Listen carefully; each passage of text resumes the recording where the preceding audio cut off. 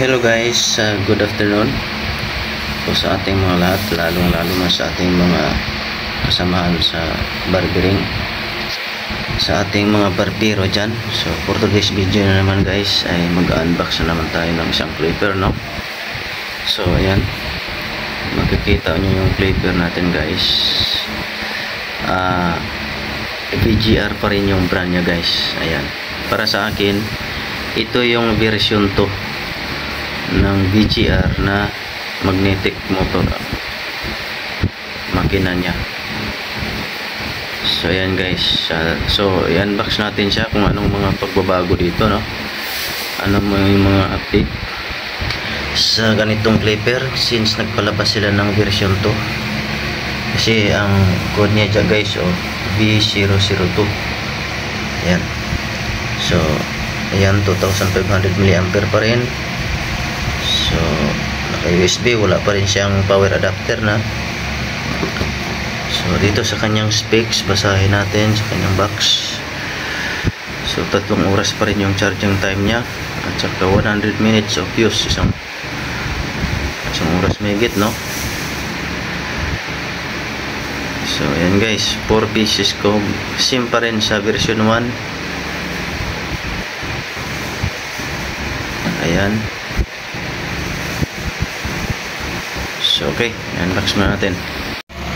So ayan guys, natanggalan natin sa kanyang box. Titingnan na natin. So una makita natin itong clipper. Tabi muna natin, tingnan natin yung loob. So ayan yung kanyang loob guys, same pa rin, no? So yung charging cable para niya guys, pumo na. So naka type C na siya guys, no? Type C na yung kanyang cable. Ayan. So wala pa rin siyang oil guys, normal na yun kasi galing China. So ayan. So ang disadvantage lang sa kanyang blade guide, wala siyang number. So makikita mo lang yan, mga millimeter at saka inches, walang number, no? Medyo mahirapan ako dyan. So okay, so meron pa rin tayong charging stand guys. So maganda pa rin to na meron siyang ganito na charging stand, no? So naka type C siya guys, pero yun nga, gaya ng sinasabi ko sa mga dati kong unboxing, hindi ko gusto yung mga type C kasi pag ilagay mo siya dito, mahirap bunutin, no? Kailangan ng panghawakan to. Nasa inyo na yun kung issue na sa inyo yun, kung hindi. Kasi yung isa kasi, yung version 1 nila, ipapatong mo lang dito, nagcha-charge na, at saka bubunutin mo, hindi mo na kailangan hawakan ito. Okay, so dito na tayo sa clipper, no? So ayan guys, dito tayo sa clipper. So ito na yung clipper niya guys, no? Ayan. So ayan, ito yung mga pagbabago guys. Dito meron na siyang parang uka, no? Kumbaga para sa ating thumb, para sa ating daliri dito, lalaki. Maganda din kasi ganun ka. Ito hindi naman big deal sa akin yun, kahit wala naman to, hindi okay lang. Saka dito meron na talaga siyang brand, naka-emboss na, oh. Yan, naka-emboss. So same ang design guys, yung motor same pa rin, oh. Walang pagkakaiba doon sa version 1.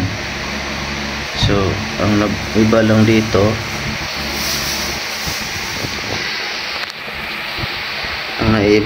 meron din siyang nakalagay na 9,000 RPM. Sa version 1 walang nakalagay na ganito, magnetic motor. So ayan yung kanyang pagkakaiba. So ito lang yung nabago niya guys dito. Ito meron na siyang ganito. Kasi sa version 1 wala siyang metal na para dito, direct lang sa plastic. So para sa akin mas matibay ito, kasi katagalan adjust mo yung ganun, siyempre plastic na pud-pud yun. Pero walang problema sa akin sa version 1 kasi tinanggal ko na yung click adjustment lever niya dito, kasi nga hindi maganda yung adjustment niya, hindi pantay. kumbaga hindi accurate. So dito tingnan natin kung nabago ba nila, no? So ayan lang guys ang pagbabago, yan type C lang ang mga nabago niya. Tapos dito sa taas ito yung nabago, tapos ito yung mga nabago niya. So at saka ito clip lever. Ngayon titingnan din natin yung adjustment niya kung na perfect ba, kung gaya ba sa mga medsyo na accurate yung movement ng kanilang mga adjustment lever, click lever, no? So ayan guys, same pa rin yung kanyang moving blade, no? Sobrang nipis. Alam ko yung mga ganitong blade guys, copy pa rin to nila doon sa mga brand na mga clipper. Hindi ko na lang sasabihin kung anong brand yan, no? Mamahalin din. Ganito din ang kanilang mga blade moving parts. So dito parang may supply to sa game. Okay, so ayan yung nabago guys sa blade. Walang pagkakaiba, no? Pareha lang, oh. Dito pa rin yung kanyang ano. Sa blade niya guys, hindi ako satisfied dito, masyadong malayo to. Kung nakikita niyo yan, pag i-zero mo, malagpas na siya doon konti.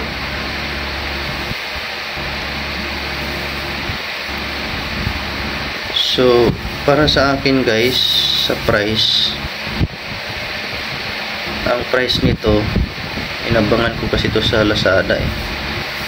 Nabili ko lang siya ng 824 sama na voucher, no? So kaya nabili ko siya sa 800. Kaya binili ko na, kahit apat na yung ganito ko pala guys, dalawang version 1, dalawa din na version 2. Actually 5 na, eh. Binigay ko yung isa doon sa pamangkin ko. So 5 na ganito. Ang nagustuhan ko lang talaga dito guys, yung magnetic motor. Matagal talaga yan masira. Battery na lang talaga yung i-maintenance mo dyan, at saka blade. Pero sa motor, never to hihina guys. Hindi gaya doon sa mga dynamo, yung mga rotary motor. Ito guys, hihina lang to pag yung battery mo mahina na. Kasi siya, wala siyang ano, eh, dito. Kung sa motor pa ng ano yan, sa electric pan pa, brushless siya. So wala siyang carbon brush na ano, nagkikis-kisan na napudpud. Doon kasi sa dynamo, napupudpud yun. Kasi may friction doon, yung carbon brush nila. So dito wala, base lang sa magnet. Ayan, oh, magnetic lang siya. So yan ang advantage niya. Yung tibay ang pag-usapan kung pang matagalan. Alam mo naman sa mga corded na clipper, matibay talaga, abot ng mga dekada bago masira kanilang motor. At saka kung masira man, madali siya i-repair, i-rewind mo lang yon. Sa motor, bibili ka talaga. Kung wala kang mabilihan, sorry, wala na. Ang disadvantage pa dun sa motor, dynamo, humihina yung motor nun kapag napudpud na yung carbon brush. Dito battery ang hihina dito, hindi mismo ito. Okay, so para sa akin guys, sulit siya. So ngayon nagtaas na pala to, nag 1.5 na naman. Pero para sa akin, kung pareha lang sila ng price, dito ako sa version 2. Pero kung mas mura yung version 1, sa version 1 ako, kasi wala namang pagkakaiba na malayo. Halos magkapareha lang naman.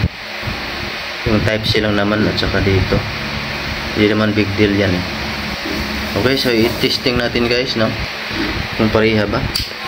So same pa rin yung kanyang tunog, delay pa rin yung kanyang switch on. So ayan, malakas pa rin guys, same pa rin dun sa version 1. Pareha lang sa version 1 guys.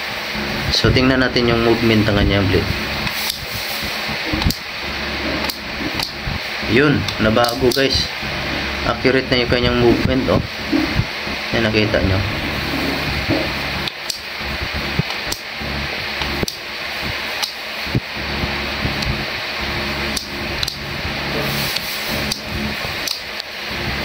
So medyo nag-improve guys dito. Hindi gaya doon sa version 1, halos hindi nag-move yung first click. Dito okay na siya.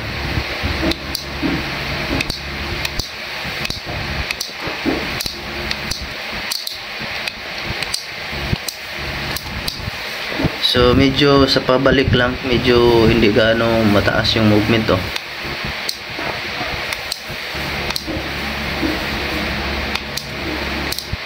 So pag-isipan ko pa kung tanggalin ko pa rin yung ano nito, pin.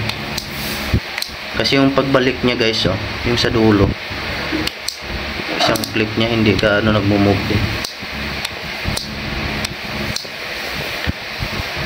So yung isang click button niya guys, hindi pa rin nagmo-move. Dito maganda na, oh. Mataas na yung kanyang movement.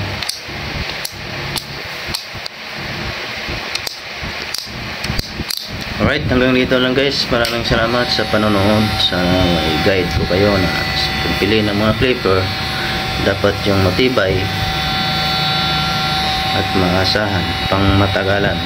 Alright, maraming salamat sa panonood. Peace out.